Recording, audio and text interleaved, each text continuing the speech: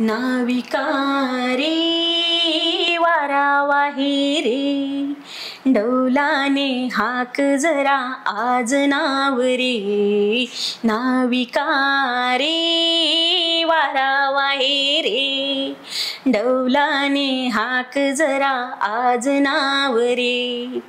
मी कविता राजेंद्र तळेकर, राहते भोसरीमध्ये. माझ्याकडे आता म्हणजे मी संगीताचं शिक्षण घेत आहे. एक 15 वर्ष झाली मला हे शिक्षण घेत आहे.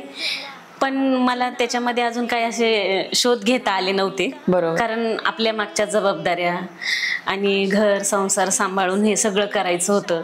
आणि एक ओढ होती माझ्याकडे का गाणं शिकायचं, आणि आवाज होता माझ्याकडे. बाकी मला काही माहित नव्हतं, त्यातलं काही ज्ञान नव्हतं मला. संगीत हे आहे कायम आपल्या बरोबर राहणार आहे, आपला श्वास आहे इथे, आपल्याला नो प्रॉब्लेम की आपल्याला काही त्याच्यात तोटा होणार आहे किंवा काही असं. शास्त्रीयचा बेस असल्याशिवाय संगीताला मदत पुढे हे होत नाही, ते पुढे काहीच म्हणजे उपयोग नाही त्याचा काही. आणि आपण लवकर जर तयार व्हायचं असेल तर रियाज करण्यासाठी पण शास्त्रीयचा बेस आपल्याला महत्वाचा आहे. नमस्ते, मी ॲडव्होकेट नीरा धाडगे. कोणत्याही क्षेत्रात तुमची कामगिरी वाखाणण्यासारखी असेल, इतक्या लोकांशी मी बोलतेय ना, काहीतरी रोज नवीन शिकायला मिळतं.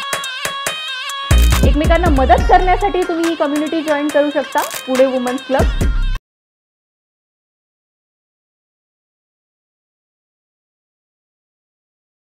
नमस्कार, मी ॲडव्होकेट नीरा धाडगे तुमचं सहर्ष स्वागत करत आहे पॉडकास्ट विथ नीरामध्ये. काही कारणास्तव आम्ही काही पॉडकास्ट रिपीट करतो आहोत.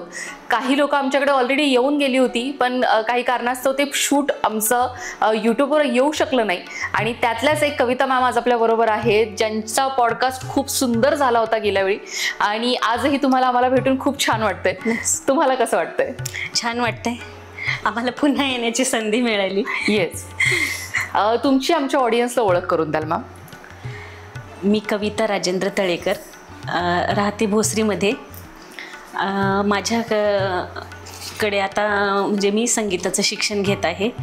एक 15 वर्ष झाली मला हे शिक्षण घेत आहे. पण मला त्याच्यामध्ये अजून काही असे शोध घेता आले नव्हते. कारण आपल्या मागच्या जबाबदाऱ्या आणि घर संसार सांभाळून हे सगळं करायचं होतं. आणि एक ओढ होती माझ्याकडे का गाणं शिकायचं, आणि आवाज होता माझ्याकडे. बाकी मला काही माहित नव्हतं, त्यातलं काही ज्ञान नव्हतं मला, पण आवड होती. आणि त्याच्यानंतर मी काही दिवसांनी लग्नानंतर मी कविता करायला लागले. तर कविता करता करता मला गीत पण व्हायचं होतं. आणि मला एक संगीताचा एक मार्ग मिळाला, मी त्या दिशेने जायला लागले. पण असं नव्हतं की मी संगीताला सोडू शकणार होते, कारण संगीत जर नसतं माझ्या जीवनात तर मला आतापर्यंतचा हा प्रवास माझा झालाच नसता. कारण ते दिवस आठवतात मला, तेव्हा दुःख होतं. मी टेन्शन कधी घेतलं नव्हतं, पण ते दुःख होतं, त्याला सगळ्यांना बाजूला सारून मला एक पाऊल पुढे टाकायचं होतं. आणि स्वतःला समजावत नाही का आपल्याला काय करायचं आहे. आणि आपल्याला काहीतरी वेगवेगळ्या अशा आपल्या डोक्यात काहीतरी कल्पना सुचतायत, आपल्याला काहीतरी मिळत आहे नवीन, हे ज्ञान आहे. आणि बाहेरच्या जगाबरोबर आपल्याला एक चांगली माणसं मिळाली, आणि त्यामुळे एक चांगली दिशा मिळाली. आज आपण खूप लोकांशी असं शेअर करू शकतो, आपण बोलू शकतो आपल्या विचारांबरोबर. त्यांना आपले विचार आवडतात, ते आपल्याला बोलवतात. आणि खरंच माझ्यासाठी ही खूप मोठी गोष्ट आहे की मी आज सगळ्यांबरोबर मिळून मिसळून राहते. कारण ते लोक मला विचारतात का तुम्ही आम्हाला काहीतरी एक संदेश देत आहात, पुढच्या पिढीला सुद्धा तुम्ही काहीतरी सांगून जात आहात. तर खूप म्हणजे अभिमान वाटतो असा, का एक मनाला असं समाधान वाटतं का आपल्या पाठीशी काहीतरी चांगली संकल्पना लोकांनी दिलेली आहे, आणि आपल्याला काहीतरी करायचं आहे, बनायचं आहे. आणि त्याच्यासाठी खूप मेहनत आहे, खूप मेहनत आहे, आणि ती करावीच लागणार आहे तुमच्या प्रेमासाठी. हो, बरोबर आहे. संगीताचं तुमचं शिक्षण कुठून झालं आहे, किंवा 15 वर्ष तुम्ही कुठे शिकत आहात? संगीताचं शिक्षण माझं निगडीमध्ये झालं. माझे शिक्षक आहेत नंदीन सरीन, ते पंजाबी आहेत. आणि इतके खूप छान सर शिकवतात आम्हाला का म्हणजे एकदम नाही का प्रेमाने म्हणजे कसं शिकावं, महिलांनी एवढ्या लांबून येऊन महिला शिकत आहेत, बरोबर. आणि काहीतरी आपण यांना देतोय तर, आणि हे अभ्यास वृत्तीच्या जर असतील तर नक्कीच त्यांच्यासाठी आपण काहीतरी द्यायला पाहिजे असं सरांचं मत आहे. त्यांचा वेळ न वाया घालवता आम्हाला ते चांगलं शिकवतात.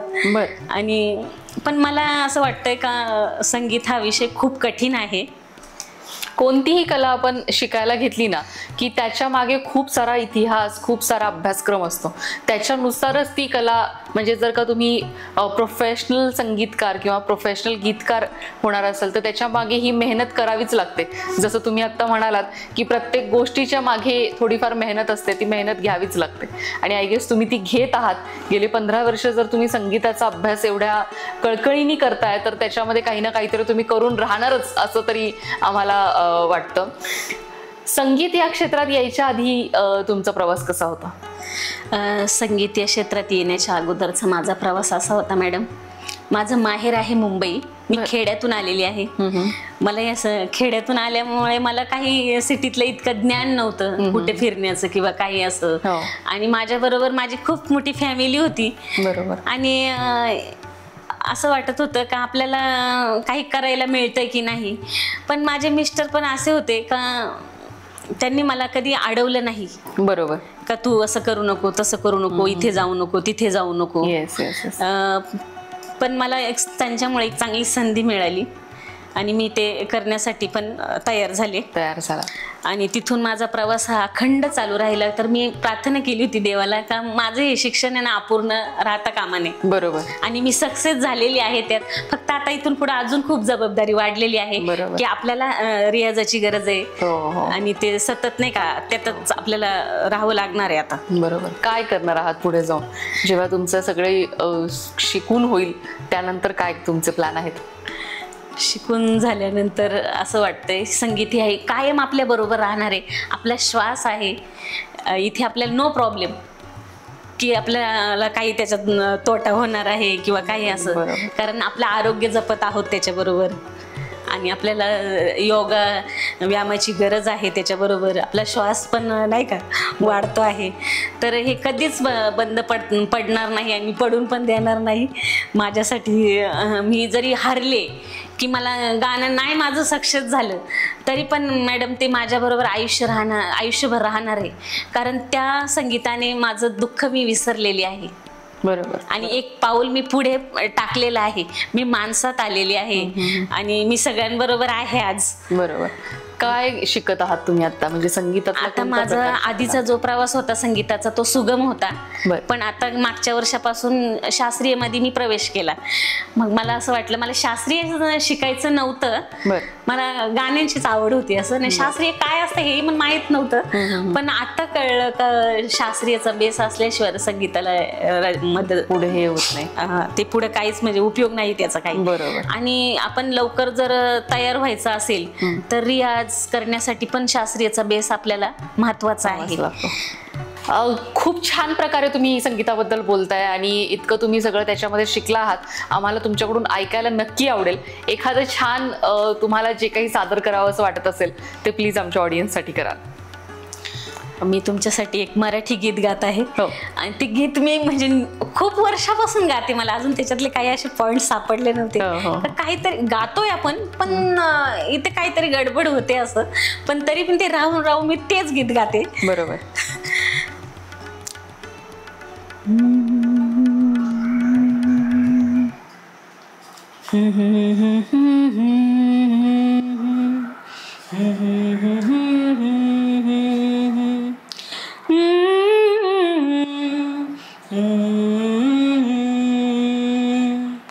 नाविका रे वारावाही रे, डौलाने हाक जरा आज नाव रे. नाविका रे वारावाही रे, डौलाने हाक जरा आज नाव रे. सांज वेळ झाली आता बैल माझे गाव रे, नाविका रे वारा वाहे रे, डौलाने हाक जरा आज नाव रे, नाविका रे. आषाढाचे दिस गेले, श्रावणाचा मास सरी भादवा आला, माझा राऊ मनामंदी बोलून गेला. आषाढाचे दिस गेले, श्रावणाचा मास सरी भादवा आला, माझा राऊ मनामंदी बोलून गेला. धाव घेई बघ माझे मन, नाही त्याला ठाव रे, नाविका रे वारा वाहे रे, डौलाने हाक जरा आज नाव रे, नाविका रे. वा वा वा वा, खूप छान, खूप छान. छान म्हणालात. मराठी गाणं ऐकण्याचा एक अनुभव आज तुम्ही आम्हाला दिला. खूप छान वाटतं आज मॅम तुम्हाला इथे बघून.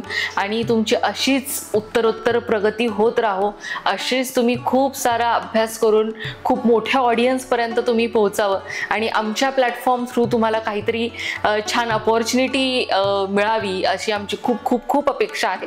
थँक्यू सो मच आज इथे आल्याबद्दल आणि तुमचे सगळे तुमचं कारकीर्द आमच्याबरोबर शेअर केल्याबद्दल. थँक्यू. Thank you madam.